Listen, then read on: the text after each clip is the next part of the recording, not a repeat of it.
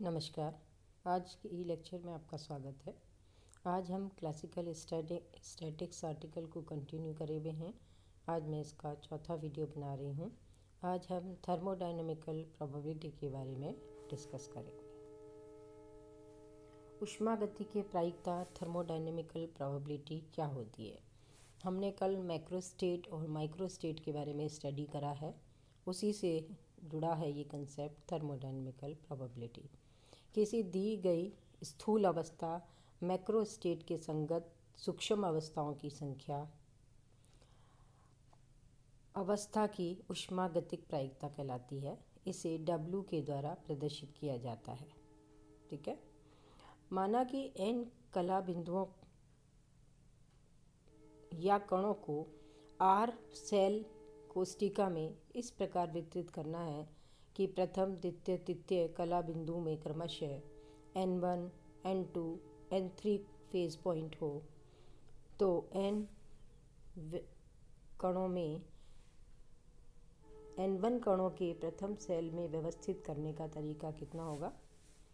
हमारे पास कुल N particle है, उसमें से N1 पार्टिकल हम प्रथम सेल में डालना चाह रहे हैं, तो हमारे पास कुल तरीका होगा NC1।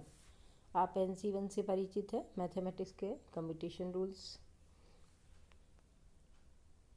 NC1 बराबर n factorial n divided by n1 factorial n minus n1 factorial equation 23 के द्वारा इस रिलेशन को बताया जा रहा है। अब पार्टिकल कितने बचे हमारे पास? N1 पार्टिकल तो सेट हो गए पहले सेल में, फिर पार्टिकल बचे n माइनस n1 कणों में N2 कणों को द्वितीय कला पुस्तिका में व्यवस्थित करने के तरीके। शेष जो बचे हैं वो पार्टिकल है n माइनस n1, उसमें से N2 पार्टिकल को हमें सेकंड सेल के अंदर भरना है।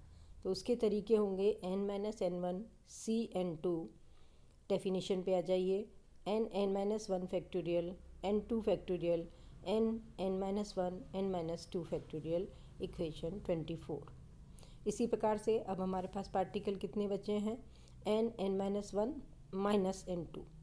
ठीक है। उसमें से N3 पार्टिकल को हमें तृतीय सेल में भरना है, तो हमारे पास फॉर्मूला क्या होगा? n minus n1 minus n2 CN3 बराबर n minus 1 minus n2 factorial divided by n3 factorial n minus 1 minus n2 minus n3 factorial equation 25।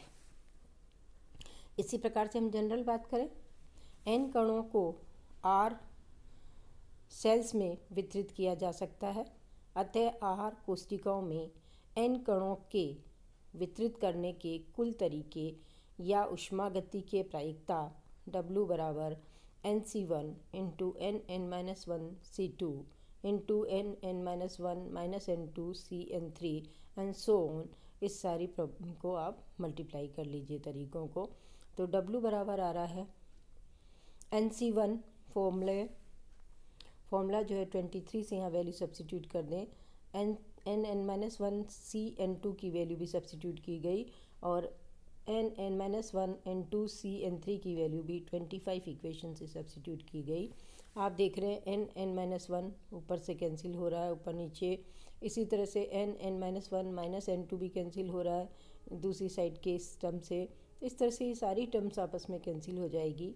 केवल बचने वाली टर्म्स है W बराबर factorial n1 factorial n2 factorial n3 factorial. तो W बराबर है factorial n pi I बराबर 1 to R ni factorial. ठीक है भाई, तो ये हमारे पास फॉर्मूला बन गया। इससे हम ऊष्मागतिकीय प्रायिकता के व्यंजन को व्यक्त करता है ये। चलिए ऊष्मागतिकीय प्रायिकता को अब हम एग्जाम्पल के द्वारा समझते हैं। कल भी हमने माइक्रो और मैक्रो स्टेट समझने के लिए एग्जाम्पल की बात की थी, आज भी वही एग्जाम्पल है, उसको हम थर्मोडायनेमिकल प्रोबेबिलिटी के साथ रिलेट कर रहे हैं। माना कि फेज सेल में स्थित सभी फेज पॉइंट I और J में 4 कण ABCD को वितरित करना है। ये बात हमने कल भी की थी इस एग्जाम्पल की। यदि Ni व Nj क्रमशः I और J फेज सेल्स में अणुओं की संख्या है तो 4 कणों को I और J कोशिकाओं में वितरित करने के लिए 5 सूक्ष्म अवस्थाएं प्राप्त होती है। Ni 4 हो सकता है तो Nj 0 होगा, Ni 3 होगा तो Nj 1 होगा, Ni 2 होगा तो Nj भी 2 होगा। Ni को अगर 1 रखेंगे, हम एक पार्टिकल भरेंगे इसमें तो 3 पार्टिकल Nj में जाएंगे, दूसरे पार्टीशन वाले सेल्स में जाएंगे। और अगर हम Ni को 0 रखते हैं तो Nj की वैल्यू 4 होती है। कल इसके बारे में मैं आपको अच्छे से समझा चुकी हूँ। तो ये जो 5 चीज़ें दिख रही है आपको ये इसकी 5 स्थूल अवस्थाएं हैं। अब इन स्थूल अवस्थाओं के संगत सूक्ष्म अवस्थाओं की संख्या या ऊष्मागतिकीय प्रायिकता कैसे निकालते हैं? तो ऊष्मागतिकीय प्रायिकता भी हमने फॉर्मूला पढ़ा, W बराबर Ni factorial Ni factorial Nj factorial. N factorial total number of particles हैं, Ni पहले सेल में जाने वाले, Nj दूसरे सेल में जाने वाले पार्टिकल हैं। W निकाल लीजिए। जब पहली स्थूल अवस्था 4 और 0 है, यानी Ni 4 है, Nj 0 है, उस समय W निकाला गया। W बराबर फैक्टोरियल 4 डिवाइड 1 फैक्टोरियल 0। सिंप्लीफाई कर लीजिए, ये टर्म 1 के बराबर आती है।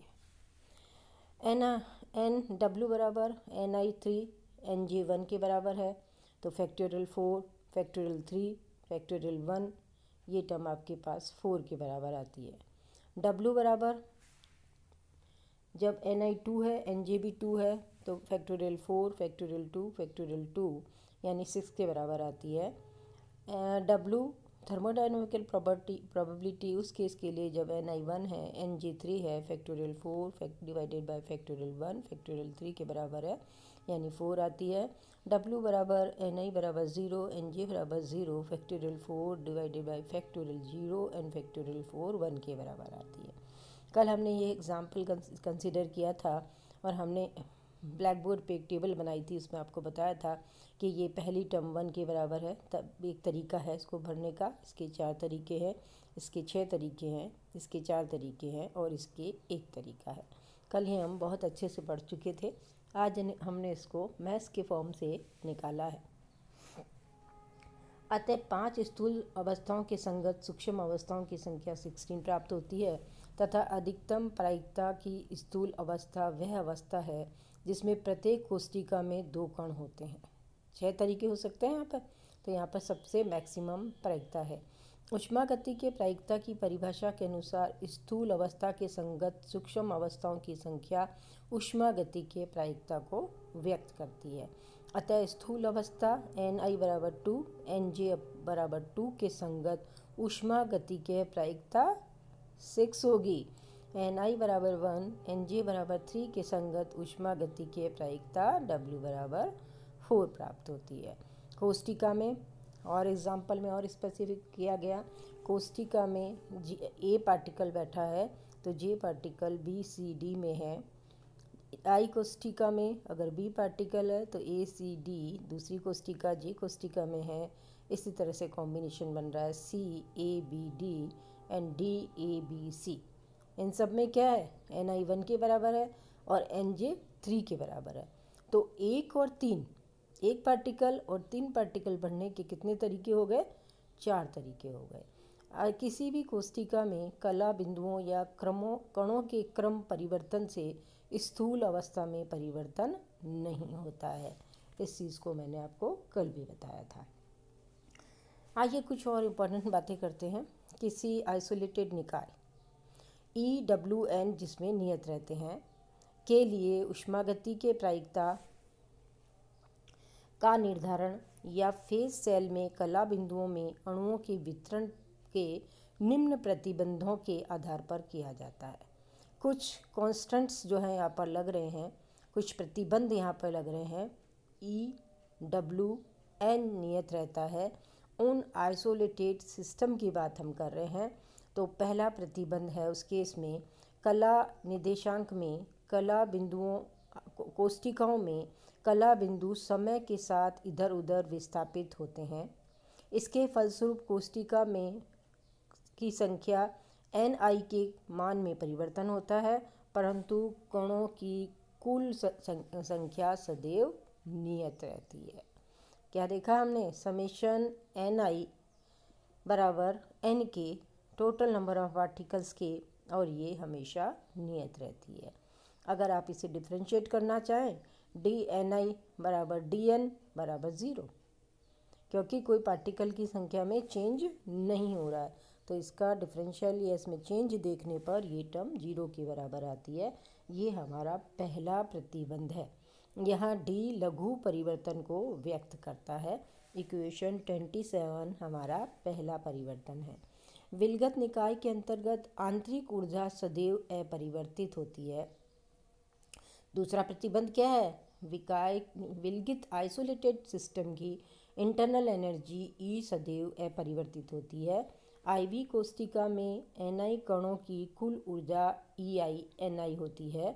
अतः आइसोलेटेड सिस्टम या तंत्र की कुल ऊर्जा E बराबर समेशन EI Ni नियत रहेगी। तो आप चेंज देखना चाहें, DE बराबर समेशन Ni DNi इज 0। ऊष्मागति के प्रायिकता के सूत्र से हम कल इसकी संदर्भ में और चर्चाएं करेंगे। तो आज हमने दो जो है प्रतिबंध देखे, ई वी, और तीसरा पैरामीटर है हमारे पास n। अगर किसी सिस्टम में ई वी एन नियत रहते हैं, तो ये एक एनसबल है, उसका नाम मैं आपको कल बताऊंगी। तो उस केस में दो प्रतिबंध हमारे पास लागू हैं, जिसे हमें हमेशा ही मेमोराइज रखना है। धन्यवाद।